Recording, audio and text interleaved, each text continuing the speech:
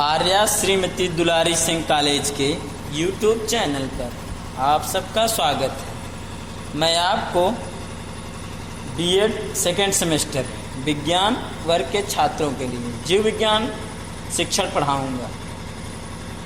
तो पिछले वीडियो में हम आपको पौधे में जनन के बारे में बताए थे। आज हम आपको जंतुओं में पाचन के बारे में बताएंगे। तो आज हम पाठ 13 पढ़ाएंगे। तो पाठ का शीर्षक है जंतुओं में पाचन।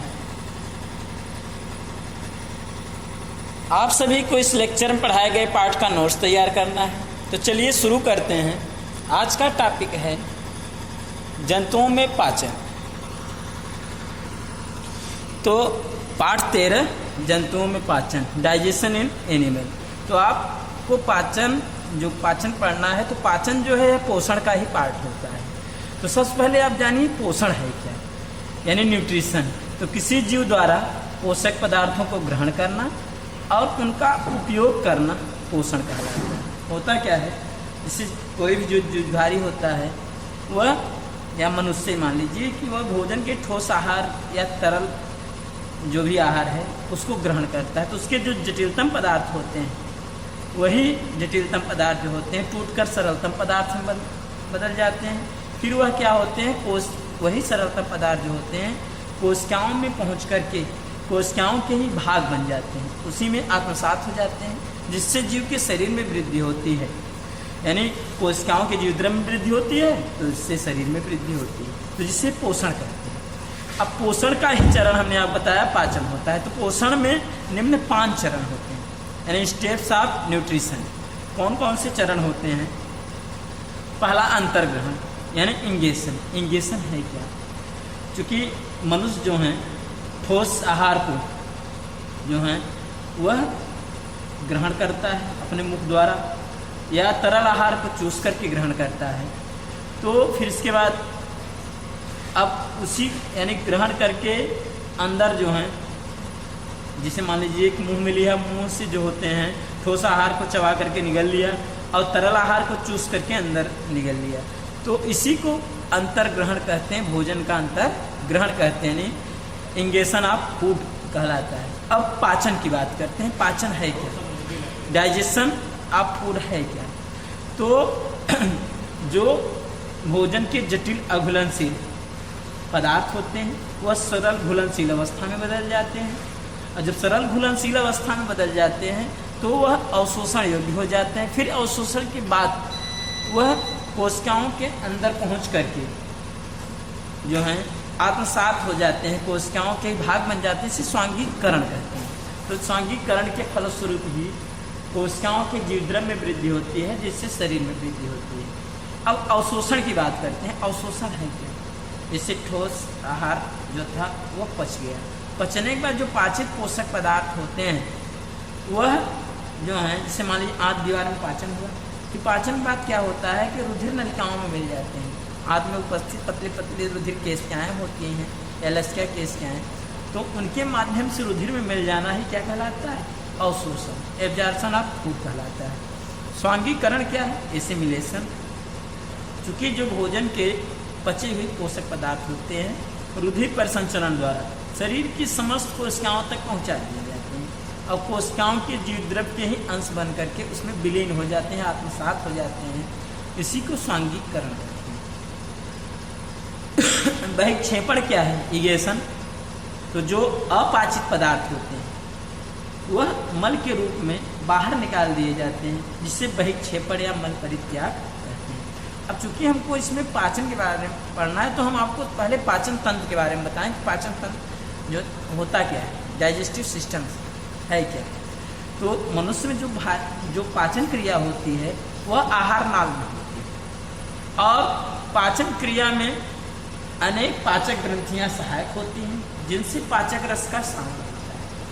आहार नाल और पाचक ग्रंथियों को सम्मिलित रूप से ही पाचन तंत्र कहते हैं। तो अब आहार नाल के अंतर्गत कौन कौन से भाग होते हैं? आहार नाल तो जो होती है हम लोगों में वह 8 से 10 मीटर लंबी उखली और कुंडलित नलिका होती है, जिसमें भोजन का पाचन होता है। अब इसमें जो है निम्न भाग होते हैं। पहला है मुख एवं मुख गुहिका, दूसरा ग्रसनी, तो ग्रसनी में दो भाग होते हैं, मुख ग्रसनी एवं नासा ग्रसनी, तीसरा ग्रास नली और चौथा आमाशय। आमाशय में भी 3 भाग है, कार्डियक, फंडिक और पाइलोरिक। और पांचवा छोटी आंत, छोटी आंत में ग्रहणी, जेजुनम और एलियम, 3 भाग। और बड़ी आंत में सीकम, कोलन और रेक्टम, जिसको मलाशय भी कहते हैं। पाचक ग्रंथियों में लार ग्रंथियाँ, जठर ग्रंथियाँ, यकृत, अग्नाशय और आंतरिक ग्रंथियाँ आती हैं। इस प्रकार से आहार नल और पाचक ग्रंथियों को ही सम्मिलित रूप से पाचन तंत्र कहते हैं। तो अब आगे हम आपको मनुष्य के आहार नाल और पाचक ग्रंथियों के दिखाते हैं। तो यहाँ पर आप देखिए, यह है मनुष्य की आहार नाल। आपको यहाँ से स्टार्ट किए मुख गुहिका से लेकर जो है रेक्टम जो है खुला रहता है गुदा द्वार तक, तो मुख गुहिका से गुदा द्वार तक यह जो होते हैं लंबी और कुंडलित खोखली जो होती है आहार नाल होती है। तो मुख जो होते हैं यह, अब मुख जो होते हैं वह होते क्या हैं कि नासिका जो होती है और नासिका के नीचे जो है 2 चल होठ होते हैं, तो 2 चल होठों के बीच जो अनप्रस्थ दरारनुमा भाग होता है मुख कहलाता है। और मुख के पीछे जो गुहा होती है मुख गुहिका कहलाती है। अब मुख गुहिका जाकर के एक लगभग 13 सेंटीमीटर लंबी कीप के आकार की ग्रसनी में खुली रहती है। तो ग्रसनी में 2 मार्ग खुले रहते हैं। तो मुख वाला मार्ग जिसमें ग्रसनी के जिस भाग में खुला रहेगा उसको तो मुख ग्रसनी कहेंगे, और पीछे जो होते हैं नासिका मार्ग खुले रहते हैं जिसे नासा ग्रसनी, यानी ग्रसनी में 2 भाग, नासा ग्रसनी और मुख ग्रसनी होते हैं। अब यही ग्रसनी जा करके एक लगभग जो है 25 सेंटीमीटर लंबी नलिका में खुली रहती है, जिसे ग्रास नली कहते हैं।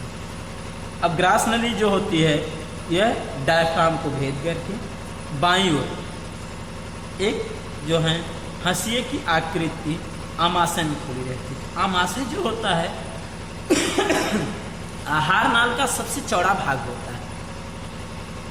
अब इस आमाशय में कार्डियक जो पहला भाग होता है, फिर इसके बाद फंडिक, फिर पाइलोरिक, 3 भाग होते हैं। अब आमाशय जाकर के छोटी आंत में खुला रहता है। तो छोटी आंत का पहला भाग होता है ग्रहणी या डियोडिनम इसको कहते हैं। तो ग्रहणी जो होते हैं लगभग सी की आकृति में होते हैं और इसी के बीच में होते हैं अग्नाशय। तो सी की आकृति की 2 भुजाएं होती है, इसी के बीच में अग्नाशय स्थित होते हैं। तो ग्रहणी जो कि भोजन का पाचन ग्रहणी भाग में होता है, और जो अवशेष भाग होता है क्षुद्रांत में होता है। ग्रहणी के बाद जो भाग रहता है छोटी रहता है जेजुनम और इलियम, इसी क्षुद्रांत रहते हैं। तो इसी जो होते हैं यह जो छोटी आंत का जो जेजुनम और इलियम भाग होता है अत्यधिक कुंडलित होता है, यह बड़ी आंत में ही स्थित रहता है। अब बड़ी आंत में सीकम पहला भाग जो होता है सीकम होता है, और बाद का भाग जो होते हैं कोलन। तो कोलन जो होते हैं यह जो है उल्टे यू की आकृति में या चूल्हे की आकृति में स्थित होते हैं, और इसी में ही छोटी आंत का जो जेजुनम और इलियम भाग होता है वो कुंडलित रहता है। बड़ी आंत के अंतिम भाग को रेक्टम या मलाशय कहते हैं। जहाँ पर छोटी आंत और बड़ी आंत मिले रहते हैं वहीं उसी संयुक्त स्थान पर एक अंधनाल जुड़ी रहती है, जिसे वर्मी फार्म अपेंडिक्स कहते हैं। यह है वर्मी फार्म अपेंडिक्स। तो यह अवशेषी अंग के रूप में होती है। तो सेलुलोज का पाचन जो होती है शाकाहारी जंतुओं में इसी जो होते हैं भाग में होता है, लेकिन हम लोगों में क्या होता है कि सेलुलोज के पाचन की आवश्यकता नहीं होती, इसलिए अवशेषी अंग के रूप में पाया जाता है। और रेक्टम जो होते हैं वो गुदा द्वार द्वारा बाहर की ओर खुले होते हैं। इस प्रकार से अब यहाँ पर क्या होता है, डायफ्राम के ठीक नीचे जो होती है यकृत स्थित होती है पाचक ग्रंथि में। चूँकि मुख गुहिका में तो लार ग्रंथियाँ होती हैं, लार ग्रंथियाँ उपस्थित खुली होती हैं, और यकृत जो होती है सबसे बड़ी पाचक ग्रंथि होती है। यह डायफ्राम के ठीक नीचे और आमाशय के ठीक ऊपर स्थित होती है। सबसे बड़ी लार ग्रंथि, सबसे बड़ी सारी शरीर की ग्रंथि होती है। अग्नाशय ग्रंथि जो होती है दूसरी शरीर की सबसे बड़ी ग्रंथि होती है यकृत के बाद। तो यह ग्रहणी की सी की दोनों भुजाओं के बीच में स्थित होती है, सी की यकृत की दोनों भुजाओं के बीच में स्थित होती है। आमाशय में ही जठर ग्रंथियाँ पाई जाती हैं, तो जिनसे जठर रस का श्रावण होता है। तो पहला हो गया लार ग्रंथियाँ, दूसरा मान लीजिए आमाशय में जठर ग्रंथियाँ होती हैं, तीसरा यकृत, और चौथा अग्नाशय, और पांचवा जो आंतरिक ग्रंथियाँ होती हैं इसी क्षुद्रांत में लीवर कुहन की दरारें होती हैं, जिसमें जो होती हैं आंतरिक ग्रंथियाँ उपस्थित होती हैं। तो आंत्र में आंतरिक ग्रंथियाँ पाई जाती हैं। तो लार ग्रंथियों से लार का स्रावन होता है जो कि मुख गुहा में, जठर ग्रंथियाँ जो होती हैं आमाशय में उपस्थित होती हैं तो जठर का रस का स्रावन होता है, यकृत से पित्त रस का स्रावन होता है, और अग्नाशय से अग्नाशयी रस का स्रावन होता है, और आंतरिक ग्रंथियों से आंतरिक रस का स्रावन होता है। तो यह पांचों रस जो होते हैं भोजन के पाचन में सहायक होते हैं। तो आहार नाल और पाचक ग्रंथियों को ही सम्मिलित रूप से पाचन तंत्र कहते हैं। अब मनुष्य में पाचन की बात करते हैं, डाइजेशन इन ह्यूमन। तो जटिल अघुलनशील भोज्य पदार्थों को सरल घुलनशील अवस्था में अपघटित होने को पाचन कहते हैं। यानी जो भी हम लोग जटिल अघुलनशील भोज्य पदार्थ ग्रहण करते हैं, जैसे कार्बोहाइड्रेट, प्रोटीन्स, विटामिन, खनिज लवण, यह सब क्या होती है, जटिल से होती है। अब यह सरल घुलनशील अवस्था में बदल जाती है, जिससे सरल अवस्था में कार्बोहाइड्रेट जो सबसे छोटी इकाई होती है, मान लीजिए ग्लूकोज, प्रोटीन सब छोटी इकाई अमीनो अम्ल, और वसा की सब छोटी इकाई वसी अम्ल और ग्लिसरॉल होती है। तो यह उसमें क्या होती है, बदल जाए, यानी सरल अवस्था में हो जाए और वह घुलनशील अवस्था में हो जाए। तो इसी को कहते हैं पाचन। तो मनुष्य में पाचन निम्न प्रकार से होता है। तो पहली बात करते हैं मुख गुहा में पाचन, यानी डाइजेशन इन बक्कल कैविटी। तो मुख गुहा में कैसे पाचन होता है, क्योंकि मुख गुहा में जो है भौतिक एवं रासायनिक दोनों विधियों से पाचन होता है। तो मुख गुहा में आपको बताएं कि वैसे भोजन का पाचन जो होते हैं मुख गुहा से प्रारंभ हो जाती है। तो मुख गुहा में दांत होते हैं जो कोई भोजन को पीसते हैं, लार ग्रंथियों से लार स्रावित होती है। तो लार में जो उपस्थित टाइलिन एंजाइम होते हैं वह भोजन में उपस्थित जो मंड होते हैं उसको मंड को माल्टोज नामक डाइसैकेराइड में तोड़ देते हैं, और लार से सना भोजन जो होते हैं लुब्धीदार होता है और वह आसानी से निगल लिया जाता है। यानी अब मुख गुहा में जो होते हैं वह थोड़ा सा पाचन कार्बोहाइड्रेट का हुआ, क्योंकि जो पॉलीसैकेराइड थी वो डाइसैकेराइड में बदल गई, और भोजन के जो जटिल पदार्थ थे वह क्या हो गए, वह तोड़ तोड़ करके पीसे गए। अब फिर आगे बात है, होता क्या है दूसरा है आमाशय। चूँकि अब इसके बाद तो जो था ग्रसनी और ग्रासनली था। तो भोजन जिससे मान लीजिए कि भोजन का अंतर्ग्रहण हुआ, भोजन जो होते हैं जो लार से सना भोजन था लुब्धीदार था, आसानी से निगल लिया गया, और ग्रसनी और ग्रासनली से होते हुए कहाँ पहुँचता है, आमाशय। तो चूँकि जो ग्रासनली होता है भोजन संवहन मार्ग का कार्य करता है, उसमें श्लेष्मिक ग्रंथियाँ होती हैं उनकी दीवार में, जिनसे श्लेष्म चिकना तरल स्रावित होता है, भोजन आसानी से फिसलता हुआ जो है आमाशय पहुँचता है। और इसके अतिरिक्त ग्रासनली क्या होते हैं कि उसमें जो है ग्रासनली क्रमाकुंचन गति होती है। तो क्रमाकुंचन गति सीधी होती है, और भोजन जो होते हैं क्रमाकुंचन गति के कारण जो होते हैं आसानी से जो है आमाशय में पहुँचता है। तो चूँकि वह सीधा होता है और तरंग के समान होता है, इसलिए इसको तरंग गति भी कहते हैं। अब आमाशय में जब पहुँचा भोजन तो फिर इसके बाद क्या होता है, तो आमाशय में यानी मुख गुहा से भोजन लुब्धि के रूप में कहाँ, ग्रासनली द्वारा फिर आमाशय पहुँचा। तो आमाशय की दीवार में होती है जठर ग्रंथियाँ। आपसे पहले बताएं कि जठर ग्रंथियों से जठर रस का स्रावन होता है,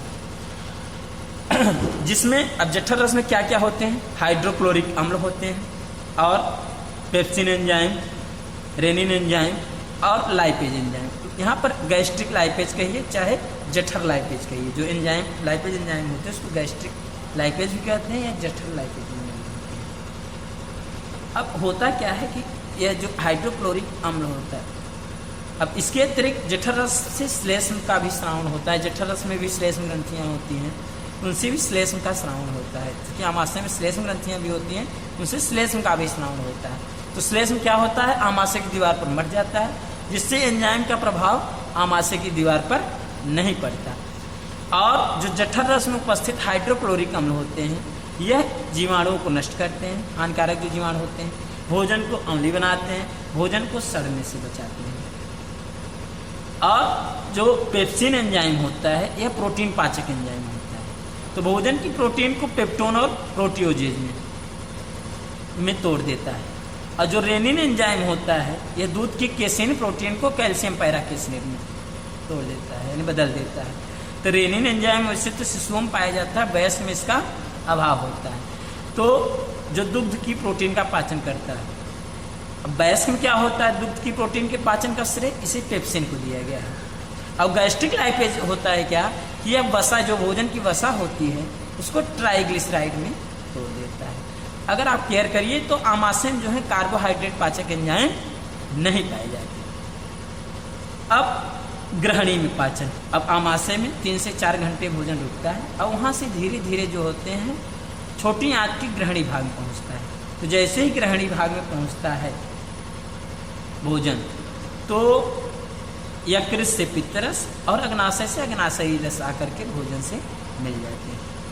तो अब पित्तरस क्या करता है, पित्तरस जो होते हैं हल्का नीले पीले रंग का या हल्के पीले रंग का क्या होता है, हल्के पीले रंग का यह जो पित्तरस होता है पीले हरे रंग का या हरे पीले रंग का क्षारी तरल होता है। तो यह भोजन को क्या करता है, क्षारी बनाता है और जीवाणु, जो हानिकारक जीवाणु है उनको भी नष्ट करता है।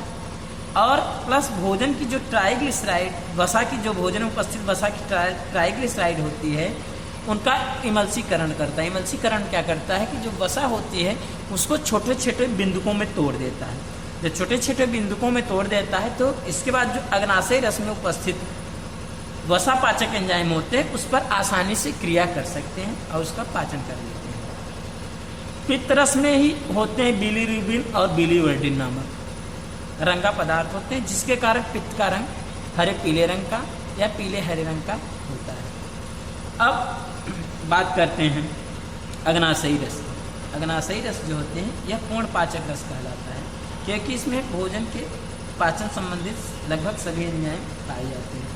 अब इसमें देखिए ट्रिप्सिन और काइमोट्रिप्सिन तो प्रोटीन पाचक एंजाइम होते हैं। तो ट्रिप्सिन और काइमोट्रिप्सिन के दोनों वर्ग अगर आप देखेंगे तो ट्रिप्सिन भी भोजन प्रोटीन को पेप्टोन और प्रोटियोजेज में तोड़ देता है और काइमोट्रिप्सिन भी भोजन प्रोटीन को पेप्टोन और प्रोटियोजेज में तोड़ देता है। एमाइलेज जो होते हैं, एमाइलेज एंजाइम पाए जाते हैं अग्नाशयी रस में। यह क्या करते हैं, जो भोजन की मंड होती है उसको माल्टोज नामक डाइसेक्राइड में तोड़ देते हैं, यानी कार्बोहाइड्रेट का भी पाचन हुआ। और चूँकि अग्नाशय रस में उपस्थित जो वसा पाचक एंजाइम होते हैं लाइपेज होते हैं, तो यह लाइपेज अग्नाशयी लाइपेज कहलाते हैं। तो जो भोजन की जो वसा होती है उसको वसी अम्ल और ग्लिसरॉल में तोड़ देते हैं। और फिर होता क्या है कि इसके अतिरिक्त और भी एंजाइम होते हैं, जैसे मान लीजिए न्यूक्लिक अम्ल के पाचन के लिए भी एंजाइम होते हैं, तो न्यूक्लिएज एंजाइम होते हैं। तो वह क्या करते हैं, जो भोजन की न्यूक्लिक अम्ल होती है उस न्यूक्लिक अम्ल को न्यूक्लियोटाइड में तोड़ देते हैं। तो यहाँ पर चूँकि हमने आपको न्यूक्लिक अम्ल पाचक एंजाइम नहीं दिखाया है। अब फिर इसके बाद जो है यहाँ ग्रहणी में पाचन हुआ, क्योंकि ग्रहणी में क्या होते हैं, पित्तरस भोजन को वसा का भोजन की जो वसा की ट्राइग्लिसराइड होती है उसका इमल्सीकरण किया, अग्नाशयी रस में उस वसा का पाचन किया। तो इस प्रकार से ग्रहणी में पाचन होता है। अब ग्रहणी में पाचन के बाद जो होते हैं, जो भोजन के अवशेष भाग होते हैं वो कहाँ पहुँचते हैं, छोटी आंत के क्षुद्रांत में। तो क्षुद्रांत क्या है, जेजुनम और इलियम के बीच के जो भाग होते हैं उसको क्षुद्रांत माना गया है। तो डाइजेशन इन स्मॉल इंटेस्टाइन, यानी क्षुद्रांत में भोजन का पाचन।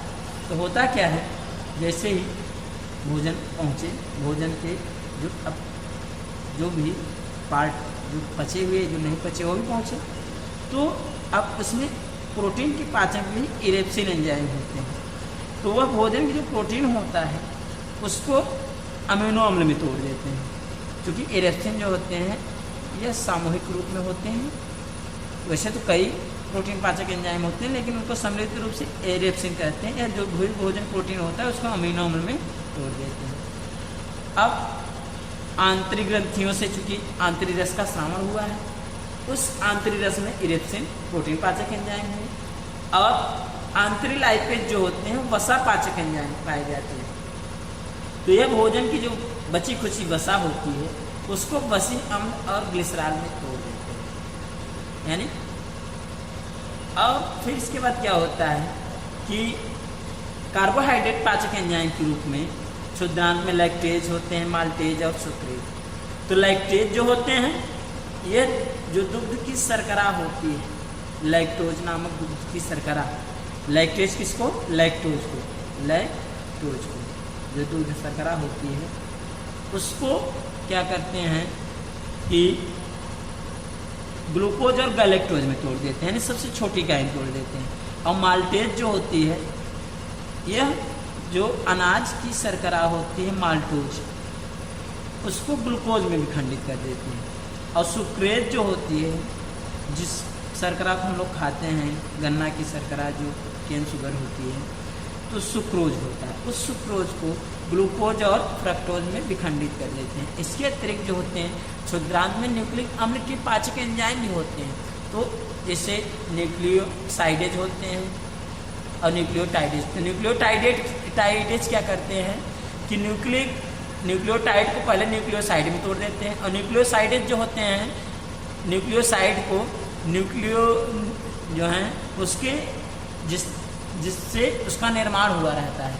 जैसे मान लीजिए नाइट्रोजनी क्षार से निर्माण होता है, अब फास्फोरिक अम्ल से जो है और शर्करा से, तो उसमें विखंडित कर देते हैं। इस प्रकार से भोजन का पूर्ण पाचन हो जाता है।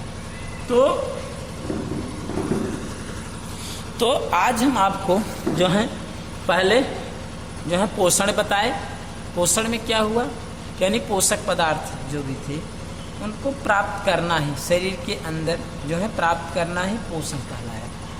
तो जो भी भोजन के ठोस आहार में उपस्थित पोषक पदार्थ होते हैं, यानी पोषक पदार्थ कार्बोहाइड्रेट, प्रोटीन्स, विटामिन, खनिज, यह सब आपके शरीर में प्राप्त हो जाए, उसकी भोजन में उपस्थित होते हैं, उसी को पोषण कहें।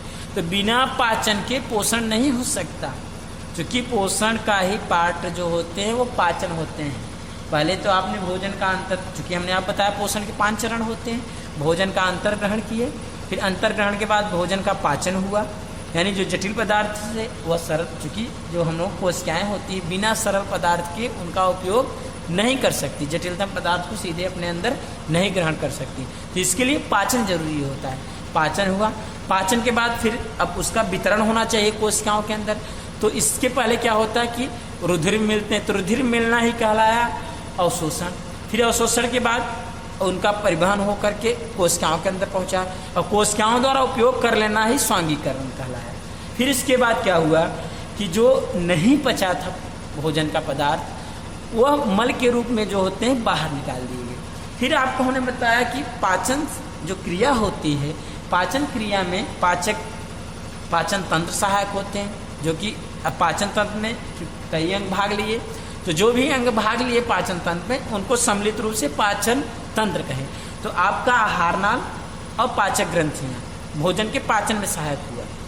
तो आहार नाल में तो भोजन का पाचन हुआ, लेकिन पाचक ग्रंथियाँ जो होती है भोजन के पाचन में सहायक हुई। आहार नाल में हमने आपको बताया कि मुख गुहिका, ग्रसनी, ग्रासनली, फिर आमाशय, फिर छोटी आंत और फिर बड़ी आंत, इतने पार्ट हुए। फिर आपको जो है पाचक ग्रंथियों के बारे में बताए। पाचक ग्रंथियों में लार ग्रंथियाँ, फिर जठर ग्रंथियाँ, फिर इसके बाद यकृत, फिर अग्नाशय, फिर आंतरिक ग्रंथियाँ। फिर इसके बाद हमने आपको बताया कि कैसे मनुष्य में पाचन होता है, यानी किस प्रकार से जटिल अघुलनशील भोज्य पदार्थ सरल घुलनशील अवस्था में अपघटित होते हैं। तो पहले हमने आप बताया मुख गुहा में पाचन।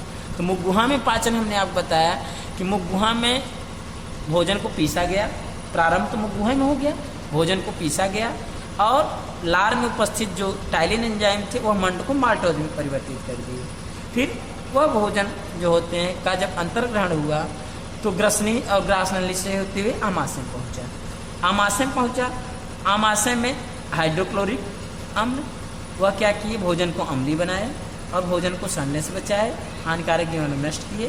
फिर पेप्सिन एंजाइम भोजन प्रोटीन को पेप्टोन और प्रोटियोज में, फिर रेनिन एंजाइम दूध की कैसीन प्रोटीन को कैल्शियम पैराकैसिनेट में, चूँकि हमने आप बताया कि यह शिशु में पाया जाता है, रेनिन वैसे में अभाव होता है। और गैस्ट्रिक लाइपेज जो है भोजन की वसा को ट्राइग्लिसराइड छोड़ देते हैं। फिर ग्रहणी में पाचन, ग्रहणी में क्या होता है कि पहले पित्तरस मिलते हैं भोजन से, फिर अग्नाशय। तो पित्त रस क्या करते हैं, अब भोजन के माध्यम को क्षारी बना देते हैं, फिर जीवाणु जो भी जीवाणु हानिकारक थे उनको नष्ट किए, अब भोजन की वसा को की जो ट्राइग्लिसराइड थी उसको इमल्सीकरण कर दिया, यानी छोटे छोटे बिंदुओं में तोड़ दिए। फिर अग्नाशयी रस की बात की, अग्नाशयी रस में ट्रिप्सिन प्रोटीन पाचक एंजाइम जो कि भोजन प्रोटीन को पेप्टोन और प्रोटियोज में, फिर काइमोट्रिप्सिन भी प्रोटीन पाचक एंजाइम भोजन प्रोटीन को पेप्टोन और प्रोटियोजेज में, और कार्बोहाइड्रेट पाचक एंजाइम रूप में एमाइलेज जो भोजन की मंड को माल्टोज में, और वसा पाचक एंजाइम अग्नाशयी लाइपेज जो भोजन की वसा की जो ट्राइग्लिसराइड थी उसको वसीय अम्ल और ग्लिसरॉल में तोड़ दिए। फिर इसके बाद भोजन का जो अवशेष भाग बचा था वह क्षुद्रांत में पहुंचा, तो क्षुद्रांत में प्रोटीन पाचक एंजाइम रूप में समूह के रूप में एरेप्सिन पाया गया। एरेप्सिन भोजन की जो भी प्रोटीन थी उसको अमीनो अम्ल में, और आंतरिक लाइपेज भोजन की जो वसा थी उसको वसीय अम्ल और ग्लिसरॉल में जो भी बची खुची वसा थी। फिर इसके बाद कार्बोहाइड्रेट पाचक एंजाइम में लैक्टेज, माल्टेज और सुक्रेज थे। लैक्टेज क्या किया, लैक्टोज को यानी जो दूध शर्करा के लैक्टोज थे उसको ग्लूकोज और गैलेक्टोज में, और माल्टेज अनाज शर्करा माल्टोज को ग्लूकोज में, और सुक्रेज जो थे वह सुक्रोज को जो शर्करा जो सामान्य शर्करा होती है उसको ग्लूकोज और फ्रक्टोज में बिखरने। इस प्रकार से भोजन का पाचन मनुष्य में होता है। तो आज हम आपको जो है भोजन के पाचन के बारे में बताया, यानी जंतुओं में पाचन कैसे होता है, तो स्पेशली मनुष्य में पाचन के बारे में बताया गया कैसे होता है। आशा करते हैं आपको आज का हमारा ये वीडियो जो है अच्छे से समझ में आ गया होगा और आप अच्छे से तैयार कर लेंगे। अगले वीडियो में हम आपको रुधिर परिसंचरण के बारे में बताएंगे। तब तक के लिए धन्यवाद।